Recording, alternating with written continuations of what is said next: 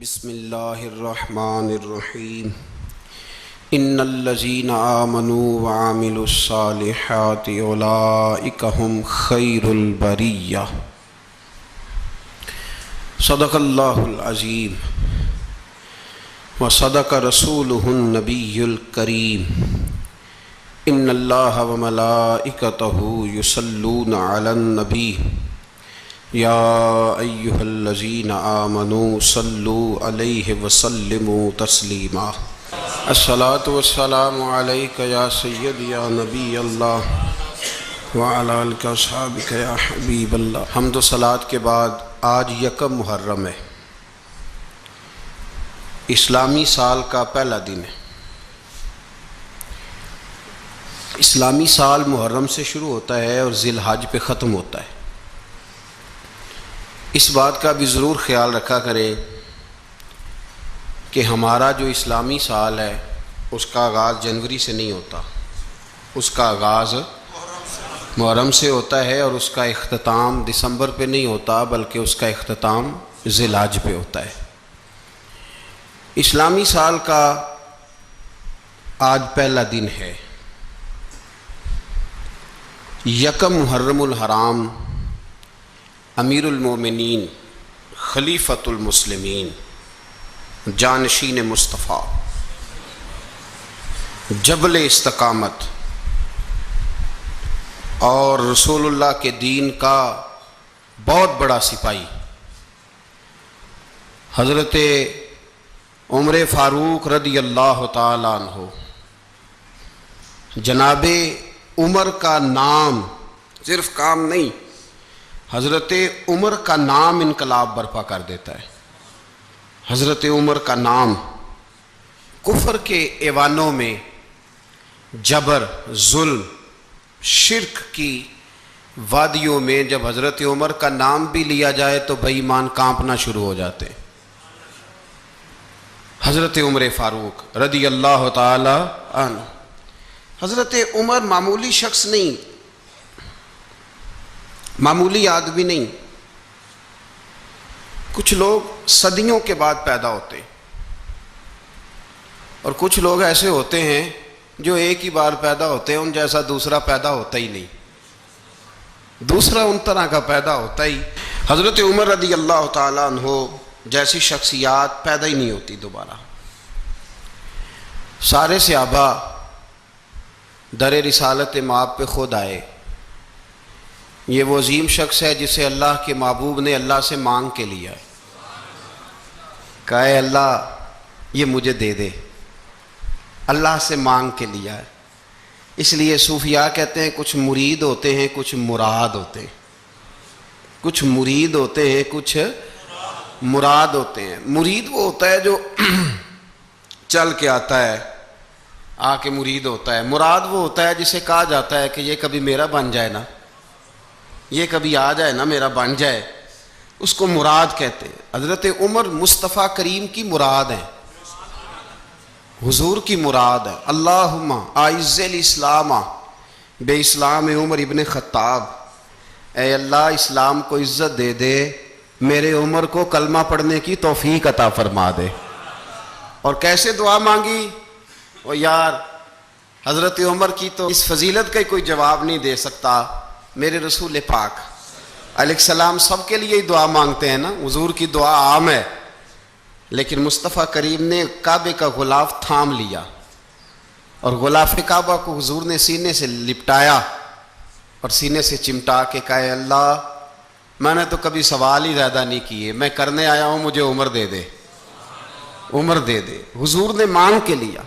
اور پھر جب جس کو حضور مانگے اللہ سے کہ حضرت عمر رضی اللہ تعالیٰ عنہ کا آج یوم شہادت ہے، میرا تو دل کرتا تھا کہ فجر سے باتیں شروع ہوں اور سارا دن ہی عمر کی باتیں ہوتی رہیں، سارا دن جناب عمر کی باتیں، سارا دن، اس لیے کہ ذکر جناب عمر کا ہوگا پر راضی اللہ کے رسول ہوں گے صلی اللہ، تو جاگ کے بیٹھے، خوش ہو کے بیٹھے۔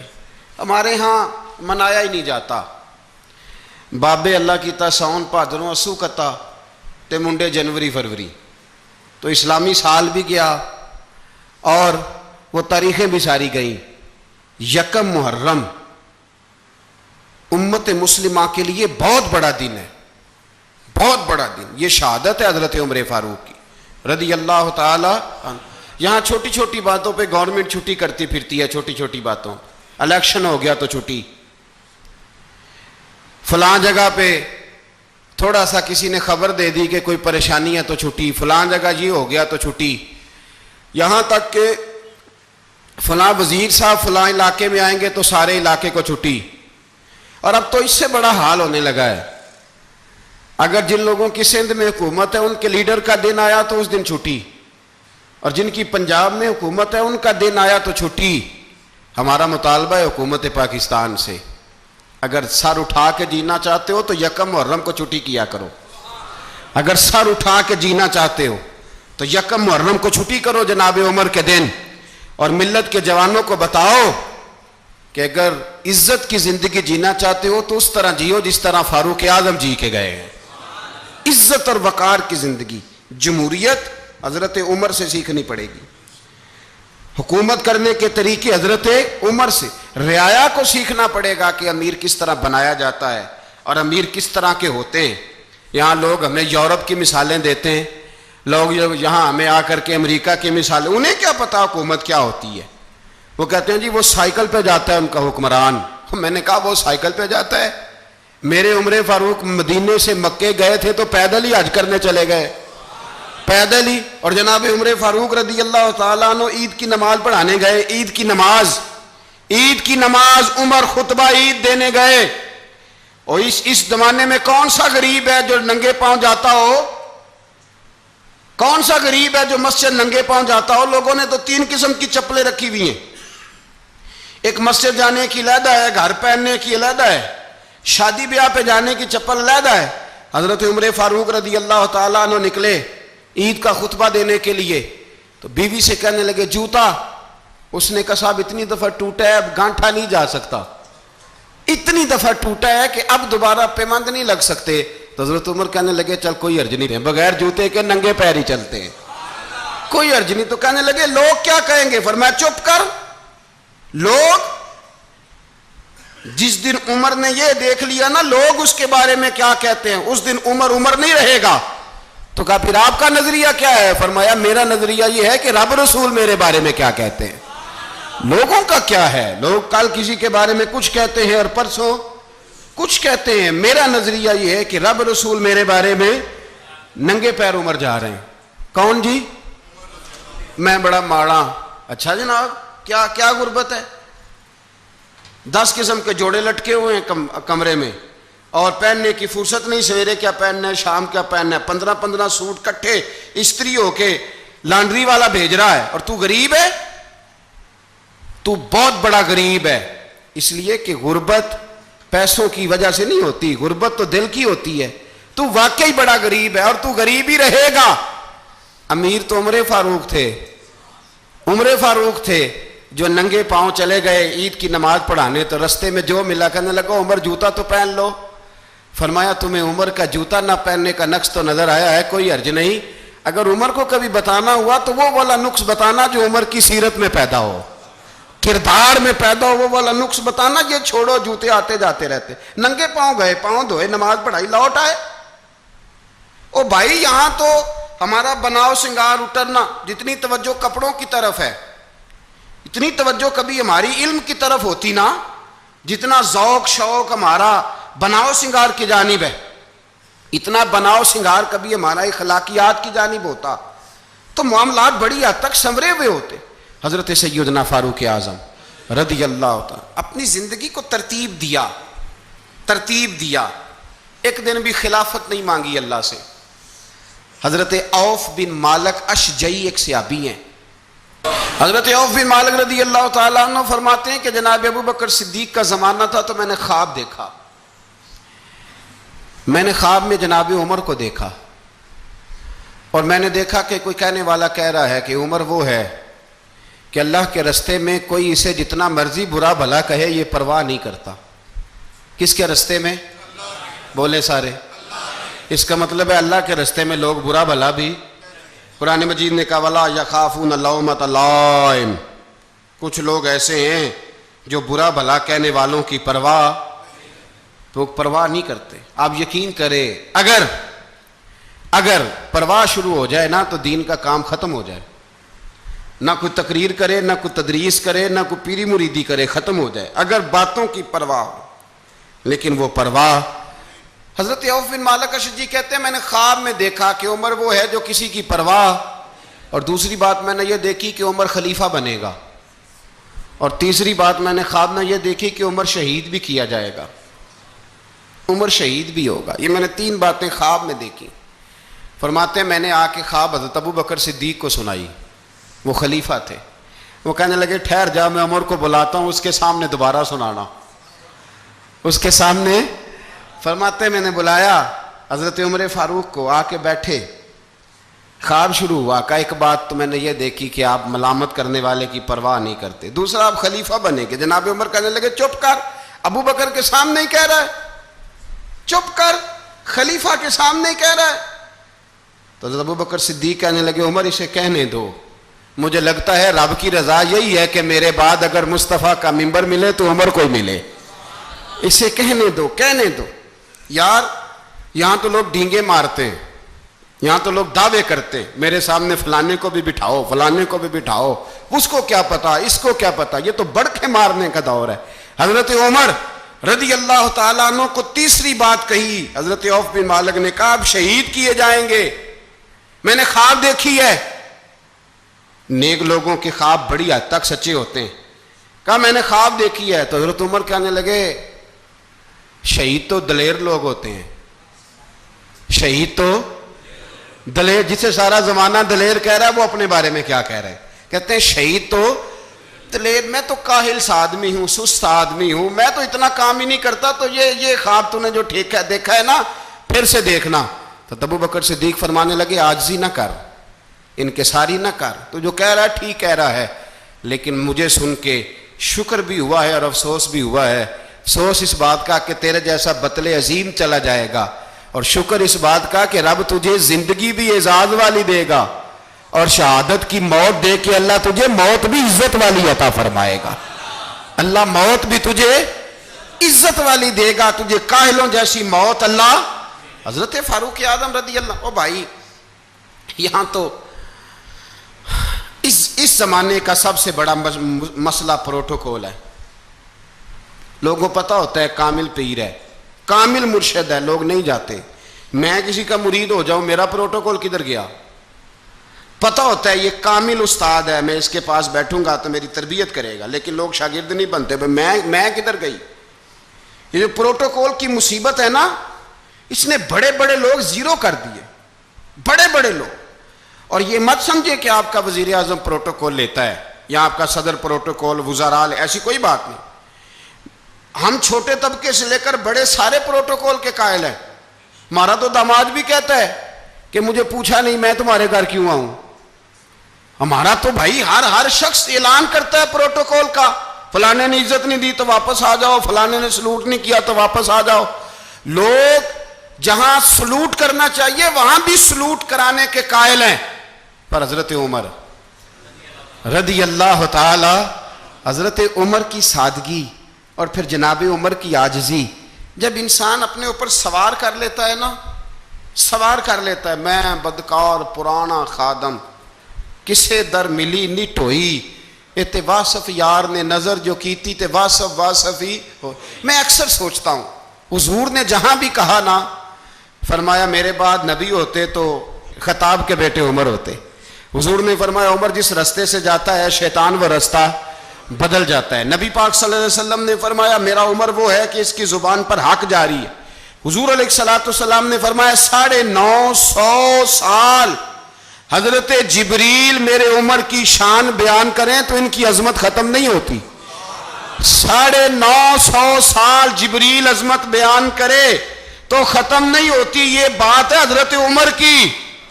اور فرمایا عمر ابو بکر کی نیکیوں میں سے ایک نیکی ہے. یہ شان ہے اب عمر فاروق رضی اللہ تعالیٰ عنہ کی. حضور نے فرمایا میرے بعد نبی ہوتے تو عمر ہوتے. جس گلی سے عمر آئے شیطان رستہ بدل جائے. میرے عمر فاروق کی شان 950 سال بیان ہو تو ختم نہ ہو. عمر کی زبان پر اللہ حق بیان کرتا ہے، جو عمر کہتا ہے وہی رب کر دیتا ہے۔ حضور ساری زندگی فضیلتیں بیان کرتے رہے، عمر جواب میں کیا کہتے ہیں؟ کوئی بتائے نا کہ یہ والی حدیثیں کبھی عمر نے بھی روایت کی ہوں کہ حضور نے میرے بارے میں یہ کہا ہے۔ یہ روایتیں وہ روایت نہیں کرتے، ان سے جب لوگ کہتے عمر تیری بڑی بات ہے تو عمر رو پڑتے، کہتے میں تو اونٹ چرانے والے باپ کا بیٹا ہوں، میں تو اونٹ چرانے والے باپ کا بیٹا، اونٹ چرا۔ اس سے آگے عمر گئے ہی نہیں ساری زندگی، اس سے آگے لفظ ہی نہیں ادا کی۔ اور میں تو بھائی اونٹ چرانے والا، میرا باپ تو اونٹ چرایا کرتا تھا، 10 اونٹ تھے، میری ڈیوٹی ہوتی تھی، سنبھالے نہیں جاتے تھے، ابا ڈنڈوں سے مارتا تھا۔ ساری زندگی عمر حج کرنے گئے، ایک خشک تنا کھجور کا عمر فاروق رضی اللہ تعالیٰ عنہ نے اس کو اپنے کلاوے میں لیا، رونے لگے۔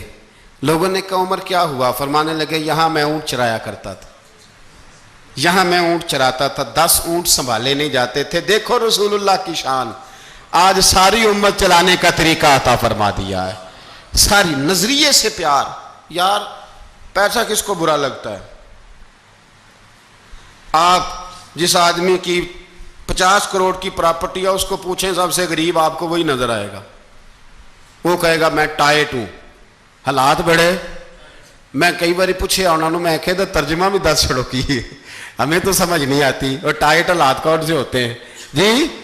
جس آدمی کا کروڑوں میں کاروبار ہے نا، اس کو آپ چھیڑے وہ رونے لگ جائے گا، رونے۔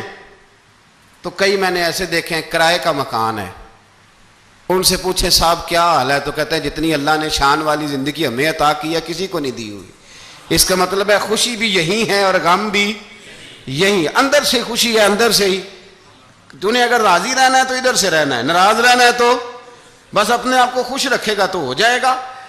سارے صحابہ مل کے آئے، کہنے لگے عمر فاروق سے کہنا ہے نبی پاک کے زمانے میں تو ظاہراً غربت تھی، ابو بکر کے دور میں بھی غربت تھی، اب تو بڑا مال ہے، عمر سے سفارش کرو کہ عمر نیا کرتا پہنا کرے۔ ملکوں کے سفیر آتے، عمر وہی پھٹی پرانی چادر اوڑھ کے اور وہی کئی جگہ پہ پیوند لگے سوٹ پہن کے سفیروں کے سامنے بیٹھ جاتا ہے۔ عمر کو مشورہ دو، طے ہو گئی بات۔ سب نے جب مشورہ دے لیا تو سارے کہنے لگے یہ بتاؤ شیر کی مونچھ کو ہاتھ کون لگائے گا؟ کہنا کس نے ہے؟ بندہ بھی تو ڈھونڈو نا۔ نے کہا جناب میرا یہ خیال ہے کہ مولا علی شیر خدا کہیں گے، کیونکہ جس شخص کی عمر کو سب سے زیادہ حیا کرتے دیکھا وہ شیر خدا مولا علی ہے رضی اللہ تعالی علی کہیں گے۔ اس لیے کہ جناب علی تو کئی دفعہ جب گفتگو کرتے تھے تو حضرت عمر چپ کر جاتے تھے اور فرماتے تھے علی نہ ہوتا تو میں ہلاک ہو جاتا۔ تو کہا علی سے کہو۔ جناب علی شیر خدا کو بلایا، کس کام کے لیے جی؟ اللہ اکبر۔ یہ ذرا آپ نے اس دور پہ اس بات کو ذرا کہا جناب ان سے کہیں کہ زیادہ نہیں، ایک کرتا نیا پہن لے، سفیر آتے ہیں وزیر آتے ہیں تو ایک کرتا نیا پہن لے۔ حضرت علی کو بلایا، آپ فرمانے لگے کوئی اور بات ہوتی تو میں کہہ دیتا، یہ والی میں نہیں کہہ سکتا، کوئی اور ہوتی تو میں عمر کو کئی دفعہ کہہ دیتا ہوں، جلال میں بھی تو سن، یہ والی میں نہیں کہہ سکتا، میں تمہیں ایک مشورہ دیتا ہوں۔ کہا وہ کیا؟ کہنے لگے سیدہ عائشہ صدیقہ سے کہو، وہ مومنوں کی ماں ہیں، عمر ٹالے گا نہیں۔ اماں جی سے جا کے کہا اماں جی نیا کرتا عمر سے کہیں پہن لیں، وزیر آتے ہیں بڑے بڑے لوگ تو چلو کوئی حرج نہیں۔ اماں جی نے کہا اچھا کوئی بات نہیں میں بلا لیتی ہوں۔ جناب عائشہ نے پیغام بھیجا، جب خادم نے کہا نا مصطفیٰ کے گھر سے پیغام آیا ہے تو 20 لوگ بیٹھے تھے، عمر کانپتے ہوئے اٹھے، کانپتے دوڑے۔ حضرت عائشہ پردے میں تھی تو فرماتی ہیں عمر اتحیات کی حالت میں بیٹھ گئے۔ کہا اماں جی دیر تو نہیں ہو گئی مجھے آنے میں؟ کہا نہیں ٹائم پہ آ گئے ہو۔ کس لیے بلایا تھا؟ کہا عمر دیکھو غربت کے معاملات اور ہوتے ہیں، جب اللہ آسانی دے تو کوئی چیز استعمال کرنا حرام نہیں ہوتی، اگر حرام ہے تو بتاؤ۔ کہا نہیں اماں جی حلال ہی ہے۔ تو فرمایا پھر اتنے سفیر آتے ہیں مشیر آتے ہیں، اب تو مال غنیمت بڑا آتا ہے، ڈھیر لگ جاتے ہیں مسجد میں، تو چل ایک نیا کرتا تم بھی پہن لیا کرو، اور آپ نیا کرتا پہنو گے تو دھاک بیٹھے گی غیروں پر۔ تو صحابہ کا مشورہ ہے کہ آپ نیا لباس پہنیں۔ اماں جی کہتی ہے میں نے حکم دیا تو عمر چپ کر گئے، گردن جھک گئی۔ تھوڑی دیر کے بعد سیدنا عمر فاروق نے سر اٹھایا تو داڑھی پہ آنسو گر رہے تھے، رو پڑے، کہنے لگے پاک محبوب کی پاک بیوی جیسے حکم کرتی ہو میں حاضر ہوں، پر مجھے وہ والا لباس پہنانا جو میرے مصطفیٰ نے پسند فرمایا ہے۔ اگر یہ رنگ رسول پاک کا ہے تو میں حاضر ہوں، اور اگر نبی پاک کا نہیں تو پھر جیسے آپ حکم کریں۔ جناب عائشہ کہتے ہیں عمر روئے تو میں زیادہ روئی، میرا پلو بھیگ گیا آنسوؤں سے۔ میں نے کہا عمر آپ جائیے۔ عمر یوں نکلے تو جو صحابہ کھڑے تھے وہ کونے میں تھے، سارے آ گئے۔ کہا اماں جی کیا بناؤ؟ فرمایا بھائی تم سب جو باتیں کہتے ہو وہ اپنی جگہ ٹھیک ہیں، پر عمر جو بات کرتا ہے وہ سب سے زیادہ ٹھیک ہے۔ عمر جس پہلو پر بات کرتا ہے وہ، یار ایسی عاجزی، ایسا رنگ، ایسا انداز، ایسا طرز حیات، ایسی زندگی۔ اولاد کے معاملے میں لوگ بزدل ہو جاتے ہیں، بزدل، پر حضرت عمر کا بیٹا مصر گیا، وہاں سے کمائی کر کے لایا، تجارت کرنے گیا، لاکھوں کا مال۔ کون سا باپ ہے دنیا میں جس کا بیٹا باہر سے پیسے لے کے آئے تو ابا تفصیل پوچھے کہ بیٹا کہاں سے کمائے، کہاں سے لایا، کتنے ملے، کیوں آئے؟ کون سا باپ تفصیل پوچھتا ہے؟ ابا تو کہتا ہے لا صحیح، اور تعریفیں کرتا ہے میرا بیٹا بڑی کمائی کرتا ہے۔ کبھی پوچھا ہے اس سے کہ ڈیوٹی صحیح دیتا ہے کہ نہیں؟ کبھی پوچھا ہے کہ تو ایمانداری کی روزی لاتا ہے کہ حرام کی کماتا ہے؟ یہ باپ کی ذمہ داری ہے، یہ اماں کی ذمہ داری ہے۔ پھر کہتا ہے بیماری کیسے آ گئی، پریشانی کیسے آ گئی؟ تو نے کبھی سوال کیا اپنی اولاد سے؟ حضرت عمر فاروق رضی اللہ تعالیٰ عنہ کا بیٹا مصر سے پیسے کما کے لایا تو جناب عمر نے بلایا، فرمایا بیٹے اتنی تو تیرے پاس راس ہی نہیں تھی، تھوڑے سے تو پیسے لے کے گیا تھا، اتنی کمائی کیسے ہو گئی؟ اتنے تو پیسے نہیں تھے صاحب، کہاں سے کمائی لائے؟ اس نے کہا ابا جی وہ جو میرے چچا ہے نا مصر کے گورنر، آپ کے دوست، انہوں نے میری مدد کی ہے۔ فرمایا جتنے لوگ گئے تھے سب کی ہے مدد اس نے؟ کہا نہیں صرف میری کی۔ فرمایا تیری کیوں کی؟ تیری کیوں کی؟ کہا حضور آپ کے دوست ہیں۔ فرمایا چپ کر، حضور انہوں نے مجھے اتنے پیسے دیے، میں نے کاروبار میں ڈالے تو نفع آیا تو میں ان کی رقم دے کے۔ فرمایا خاموش ہو جا، باقی جتنے لوگ گئے تھے سب کی مدد کی اس نے؟ کہا نہیں حضور صرف میری کی۔ فرمایا اس نے تیری مدد نہیں کی، اس نے خلیفہ کے بیٹے کی مدد کی، اس لیے کہ وہ خلیفہ کو اپنے حق میں نرم کر سکے۔ فرمایا آدھا مال تیرا ہے، آدھا مال غنیمت کا ہے، مال خزانہ کا ہے، مسلمانوں کا ہے، اس لیے کہ تو جو وہاں سے مال کما کے لایا ہے وہ اپنے باپ کے خلیفہ ہونے کی وجہ سے کما کے لایا ہے، لہذا رکھ ادھر۔ یہاں کہتے ہیں کدھر سے آیا، کیسے آیا، کون سا حساب دیں، کیا کریں؟ او بھائی حضرت عمر رضی اللہ تعالیٰ عنہ کا اپنی اولاد کے بارے میں یہ رنگ ہے۔ ایک جنگ سے نا خوشبو آئی، خوشبو بڑی مہنگی ہوتی تھی، عرب میں خوشبو آج بھی بڑی مہنگی ہے، وہ زیادہ استعمال کرتے ہیں۔ میری باتوں کی سمجھ آ رہی ہے میرے بھائیوں؟ بڑی مہنگی خوشبو تھی۔ جب وہ خوشبو آئی تو حضرت عمر نے کہا، گھر میں پہلے پہنچی حضرت عمر کے، چونکہ زیادہ عورتیں استعمال کرتی تھی گھر کے اندر خوشبو، مرد بھی لگاتے تھے۔ حضرت عمر نے اپنی بیوی سے کہا، آپ کی زوجہ تو تھی وہ بڑی خوشبو کو پسند کرتی تھی۔ حضرت عمر نے اپنی زوجہ سے کہا کہ خوشبو لاؤ، میں نے ایک عورت کی ڈیوٹی لگائی ہے، وہ خوشبو تول کے نا تو حصہ برابر صحابہ میں بانٹ دے گی۔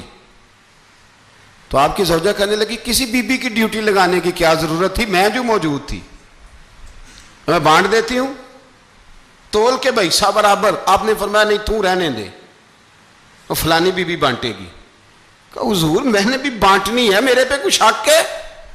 آپ نے فرمایا نہیں، تو تفصیل نہ پوچھ، تو خوشبو دے دے، کوئی اور بانٹے گی۔ خاتون خانہ تھی نا، کہنے لگی نہیں مجھے بھی آج آپ کو بتانا ہی پڑے گا کہ کوئی جو بانٹ سکتی ہے تو میں کیوں نہیں بانٹ سکتی؟ زوجہ کہتی عمر نے بات کی تو میری چیخیں نکل گئیں۔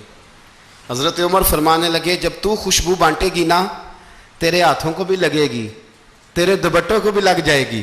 اگر رب کریم نے مجھ سے سوال پوچھا کہ عمر خوشبو تو مسلمانوں کی تھی، تیری بیوی کے دوپٹے کو کیوں لگ گئی، تو میں اللہ کے حضور کیا جواب دوں گا؟ اگر اللہ نے یہ سوال کیا کہ تیری بیوی نے کیوں لگائی، وہ تو حصہ تھا مسلمانوں کا، تو نے تیری بیوی نے کیوں لگائی؟ تو فرمایا میں نہیں چاہتا کہ اللہ کے حضور مجھے اور تجھے باز پرس ہو، لہذا کسی اور کو بانٹنے دے۔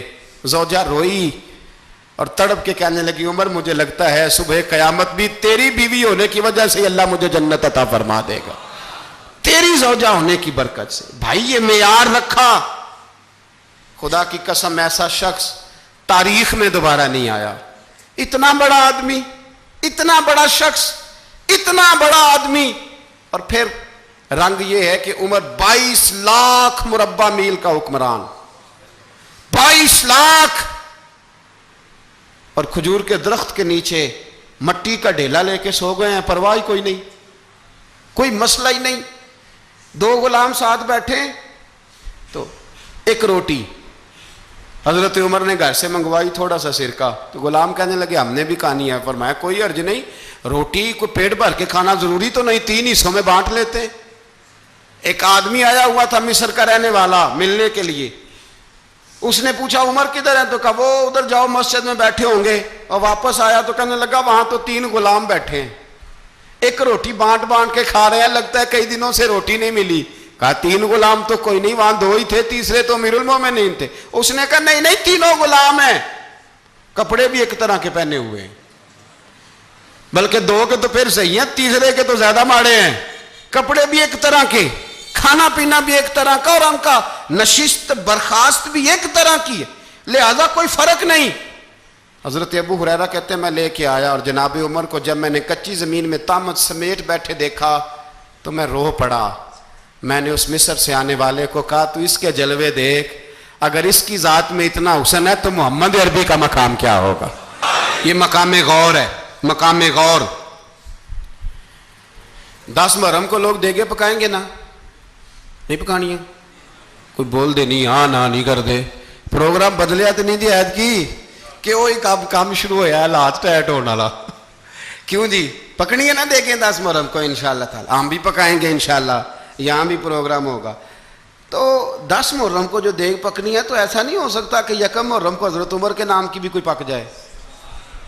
اگر امام حسن حسین کے نام کی دیگیں پکے تو جو امام حسن حسین سے پیار کرنے والے ہیں، جو امام حسن حسین سے، ہم لوگوں نے بھی عجیب رٹا اپنایا ہے نا، ہم لوگ بات کا ایک پہلو دیکھتے ہیں دوسرا نہیں دیکھتے۔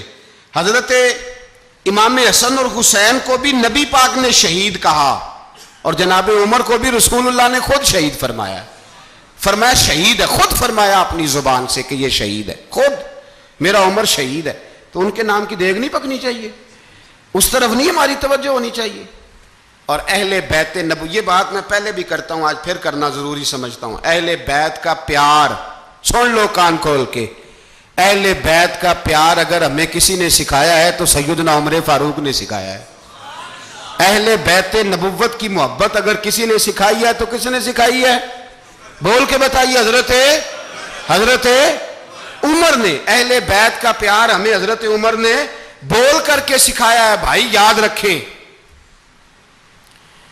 کسی کی طاقت نہیں تھی دم مارنے کی حضرت عمر کے سامنے، طاقت ہی نہیں تھی، کیسر و کسرا کانپ جاتے تھے، جرأت ہی نہیں کرتے تھے حضرت۔ اور ہمارے تو تعلقات بڑے ہیں نا غیروں سے۔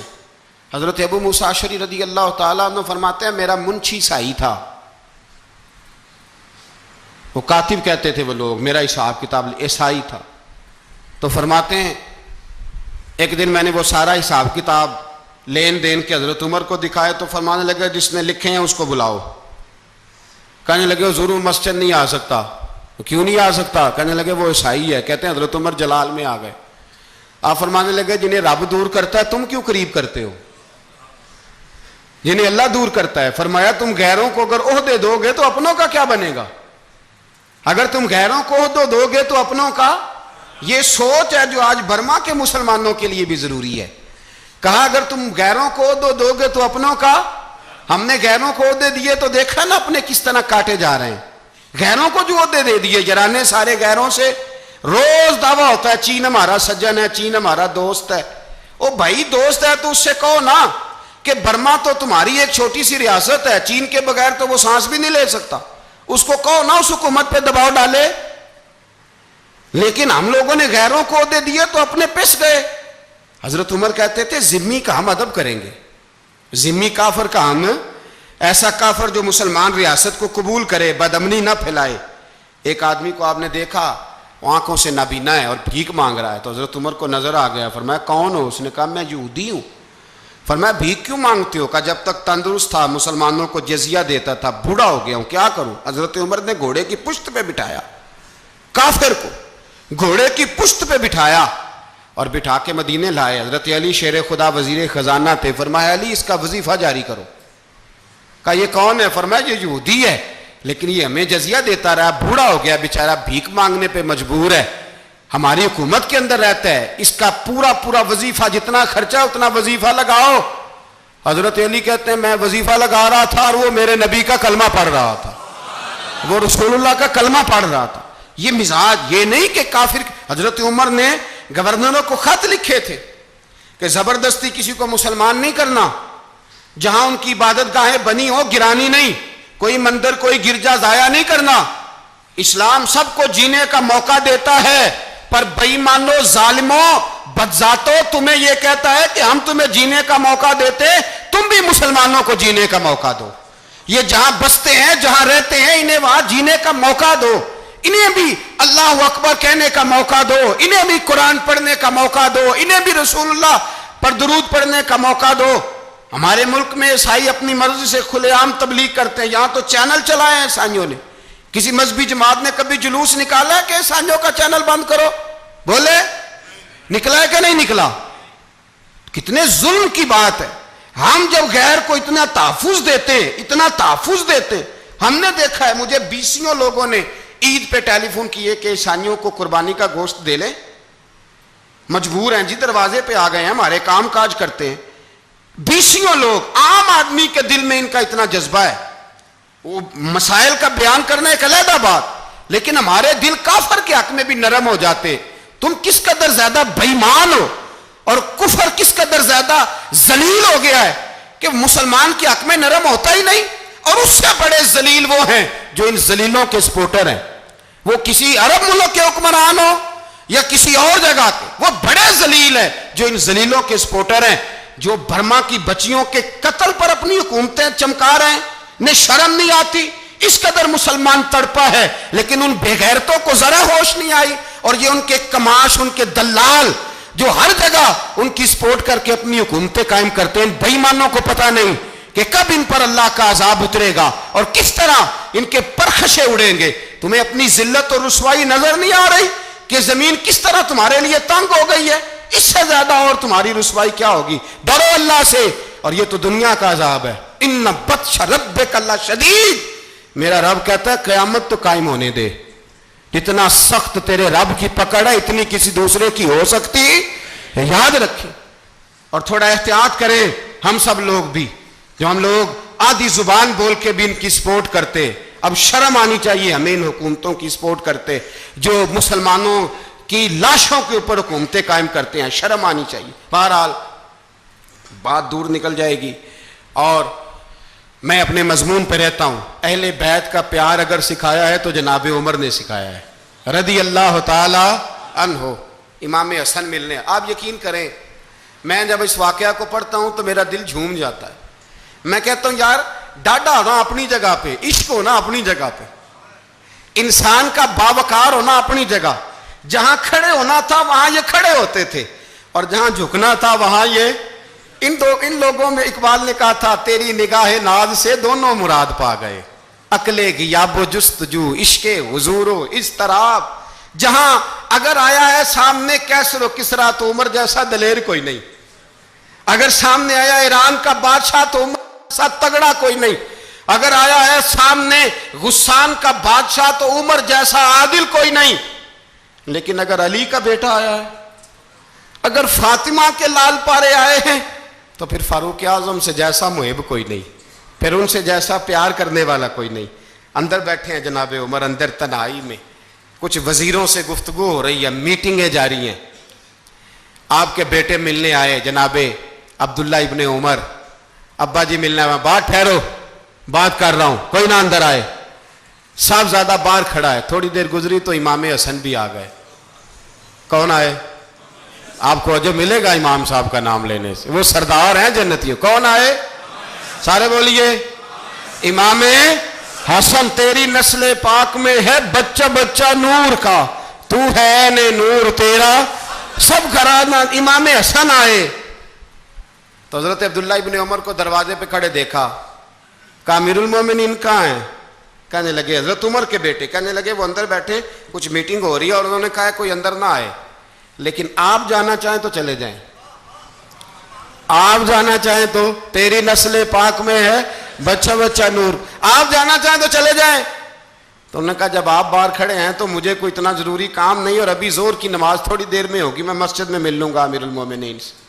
یہ بات کہہ کے امام حسن چلے گئے. یار اتنی بڑی بات نہیں تھی, اتنی بڑی بات نہیں تھی. وہ میرے استادوں کا بیٹا بھی آئے تو کہا ٹھیک ہے جی وہ سوئے ہوئے ہیں, کوئی غرض نہیں یار میں ٹھہر کے آ جاؤں گا, کوئی بڑی بات نہیں تھی.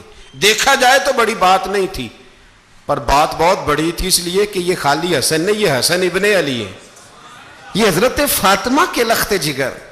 حضرت عمر باہر نکلے, عبداللہ ابن عمر سے پوچھا کوئی آیا تو نہیں؟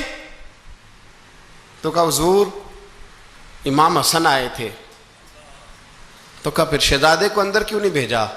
کہا میں نے کہا تھا. وہ کہنے لگے اگر امیر المومنین مصروف ہیں تو میں ظہر میں مل لوں گا. حضرت عمر رونے لگے, فرمایا بیٹے تو نے اچھا نہیں کیا. پھر مسجد نہیں گئے, سیدھے امام حسن کے دروازے دستک دی. امام حسن باہر آئے, کہا شہزادے آئے تھے تو ملے کیوں نہیں؟ تو امام حسن کہنے لگے حضور آپ کا اپنا بیٹا دروازے پہ کھڑا تھا, آپ کا اپنا بیٹا دروازے پہ کھڑا تھا, اور منع بھی کیا تھا آپ نے تو میں زور میں مل لیتا. حضرت امام حسن فرماتے جوش جذبات میں جناب عمر نے سر سے پگڑی اتار دی, جوش جذبات میں. کہنے لگے حسن میرے بیٹے کا اور آپ کا کیا مقابلہ؟ کیا اس کی ماں کا نام فاطمہ الزہرا ہے؟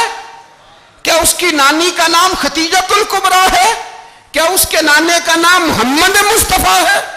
آپ کا اور اس کا کیا مقابلہ؟ پھر رو پڑے اور کہنے لگے بیٹے میں مکے کے صحراؤں میں اونٹ چرایا کرتا تھا, یہ جو میرے سر پر عزت کے بال ہیں یہ تیرے نانے کے اگائے ہوئے, میں مکے کے خبردار شہزادے خبردار. او بھائی اہل بیت نبوت کے ادب کا رنگ اگر سکھایا ہے تو سیدنا عمر نے سکھایا ہے. حضرت عمر فاروق اتھارٹی ہے, اسلام کی اتھارٹی. یکم محرم حضرت عمر کی شہادت ہے. یہودی بول اٹھا, کافر بول اٹھا, اگر 6 مہینے عمر دنیا میں اور رہتے تو دنیا میں کوئی کافر موجود نہ ہوتا. 6 مہینے. اور جب اس بطل جلیل کا جنازہ اٹھا, اللہ بخاری پڑھیے نا, اللہم ارزقنا شہادتا فی سبیلک, اللہ بسترے کی موت نہ دینا, شہادت کی دینا. عمر شہید ہوئے, مسجد نبوی میں نماز پڑھاتے, اور جب جنازہ اٹھا تو مدینے کا پھر پیچھے جو دلیر بچے وہ مولا علی تھے. مولا علی, جناب عمر کا جنازہ اٹھا تو سب سے پہلی ہائے جو نکلی وہ حضرت علی کی زبان سے نکلی, اور حضرت علی ساری داڑھی آنسوؤں سے بھر گئی. لوگوں نے کہا کہ علی کیا ہوا؟ فرمانے لگے تم دیکھ نہیں رہے جنازہ کس کا اٹھا ہے, پلٹ کے دیکھو تو صحیح, تمہیں پتہ نہیں یہ کون گیا ہے. کہ حضور کیا ہوا؟ آپ فرمانے لگے عمر اس طرح کے کام کر کے گیا ہے, اب ان کے رستوں پہ کون چلے گا؟ کون اس کے جگر راہ وفا میں؟ میں نقش ایسے چھوڑ آیا ہوں, میں جس منزل سے گزرا ہوں وہ اب تک یاد کرتی ہے.